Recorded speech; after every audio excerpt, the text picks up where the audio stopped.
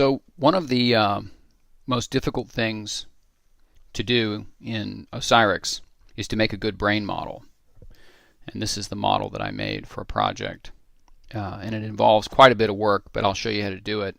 Almost always you have to use a an MRI data set, because the CTs are they don't pick up the differences, and they don't pick up soft tissues very well. So this is the data set we're going to work on, which is slightly different than the one we had, and you can see that there's a little bit of space in here, most of the places, between what is brain and what is the meninges, and that's really the interface that we need to find. And there are two ways to do it. One way, and the best way, is to do it in this view, by basically going slice by slice and tracing exactly along. In fact, it's even better to trace like this, exactly along where, to the best of your ability, where you can distinguish brain from meninges. Okay, and it takes forever. It'll take you a day, but once you've got it, you've got that model forever. And so basically what we would do is we would trace each slice and then set the pixel values outside of that slice to 0, and it would make it black. And that way, when we made a 3D model of this, we would have all the slices with black outside and these colors inside, and it would allow us to model it. But we're not going to. The first way I'm going to show you is the quick and dirty way, and we're going to delete that ROI, and instead we're just going to make a 3D volume rendering. And this is similar to what we've done in the other instances, or the other models. Okay. So this is our data set, and there's no right or wrong way to do this. I like to use a 16-bit, and I like to keep it open.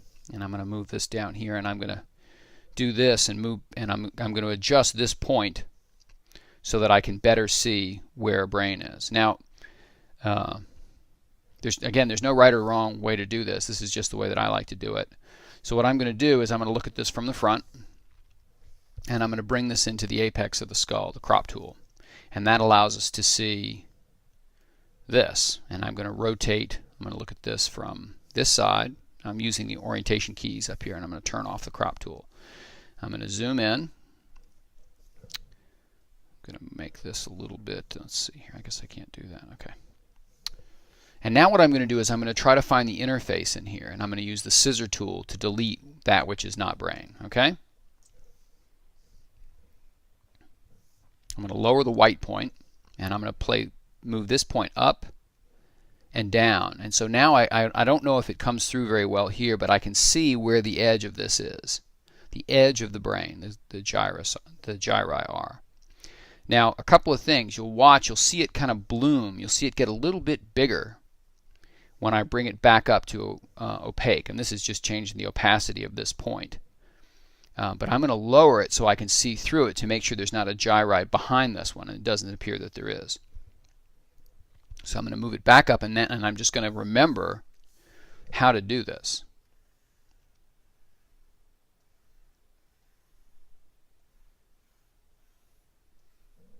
I'm going to remember where the tops of those gyri were, and I'm going to hit delete. And now this is the tricky part. Because the crop tool is hiding everything on the anatomic left side of the brain, I need to make sure that I rotate the brain away from me like this.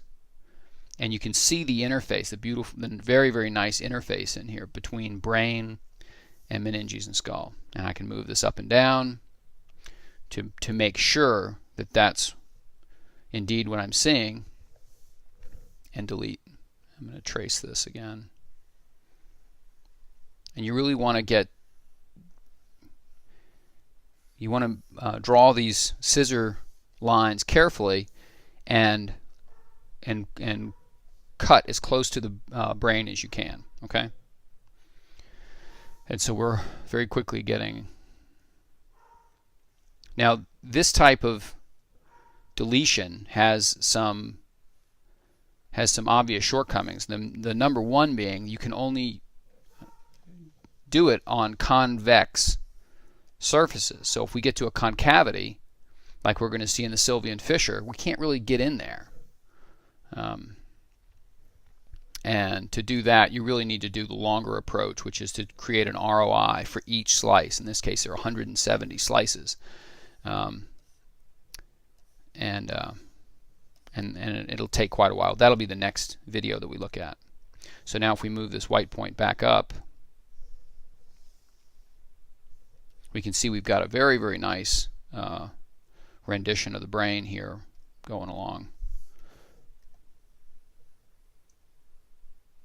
I have a Cintiq, a Wacom Cintiq, which is very good for this sort of stuff because it allows you to get right in there and work very quickly. And again, I'm using the key commands of Command, Option, Control, and Shift, and they do very specific things, and you can try them out and see what they do. It allows you to move, rotate, and scale. So Shift is scale, Command is move, Option is to move the curves. I don't know why it jumps like that. I think it has something to do with the Wacom. And then Control is rotate. Okay? Or it rotates the camera around the Z-axis. All right. So this is the brain model we've made. But again, it's very difficult to get in to some of these, some of the areas, especially under and around the hypophysis. We just wouldn't be able to get in there. Okay, so let me do this and get in here and show you some things. So this is the fourth ventricle, the pineal, foramina Monroe. There's 7, right? 7 and 8 right back there. Probably hear my dog barking in the background. I apologize. So this is 7 and 8 right here. Cerebellum, obviously. So the sigmoid would be another thing that would be very difficult to remove. Now, one thing you can't do is you can't, even though half of the brain is hidden by the crop tool, you can't go in there and delete. So watch what happens if because the crop tool is hiding this half of the brain. So if I go in here and I try to delete this part of the sagittal sinus,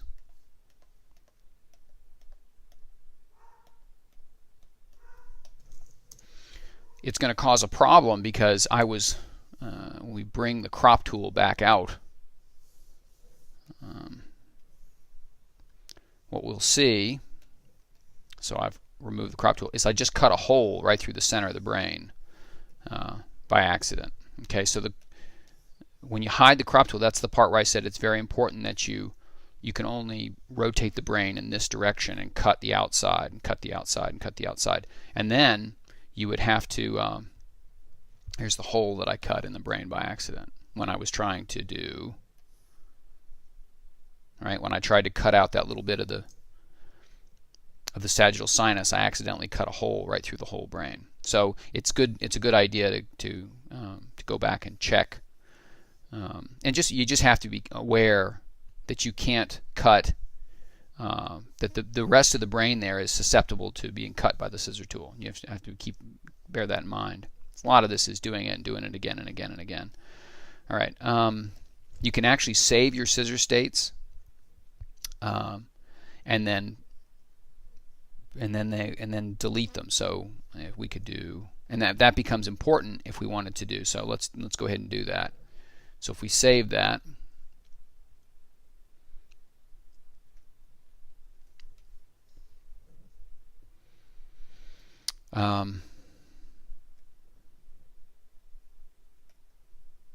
so let's go back here and let's cut this out.